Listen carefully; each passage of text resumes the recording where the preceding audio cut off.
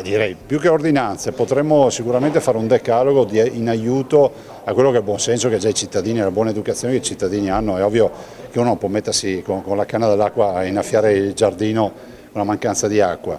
Stiamo vivendo una situazione critica, 2003 è accaduto, 2017 è accaduto e adesso siamo a un ritorno, diciamo, della fase di siccità, poi verranno anche le estati con la pioggia. Adesso sentire tutti che dicono che è cambiato il clima e avremo estati sempre più secche, decisamente no. Arriverà anche la pioggia, nel frattempo dobbiamo fare in modo che non si sprechi acqua. Quanto la preoccupa il cuneo salino del Po?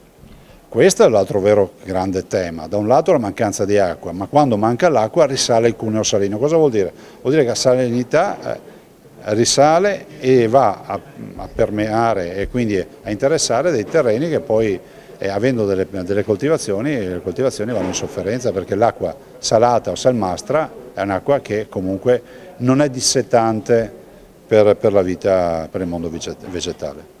Il fatto di avere questa decretazione d'urgenza ci permette appunto di creare questa riserva in primis per questi usi. Il PNRR diventa fondamentale, oggi come oggi non è più prescindibile il fatto di utilizzare queste risorse a livello strategico per creare bacini di laminazione, bacini di accumulo di acqua, chiamiamoli laghetti come volete.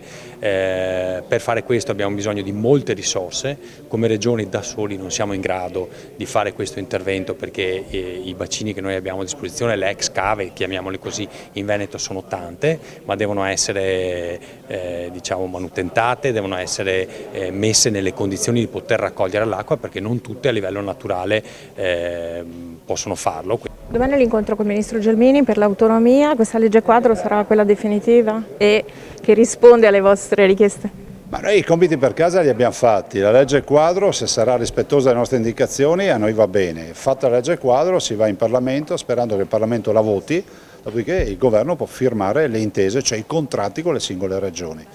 Non togliamo niente a nessuno, non è la secessione dei ricchi, non è un atto di egoismo, ma chiediamo semplicemente che le attività dello Stato nel nostro territorio, alcune di queste attività siano delegate alla Regione e la Regione avrà le risorse per gestire queste attività. A me non sembra una roba fuori dal mondo. Sono fuori dal mondo le dichiarazioni che sto leggendo, non esiste che qualcuno tolga diciamo, i diritti ai Veneti, ai Lombardi o agli altri o chi ha chiesto l'autonomia in base a quanto previsto dalla Costituzione.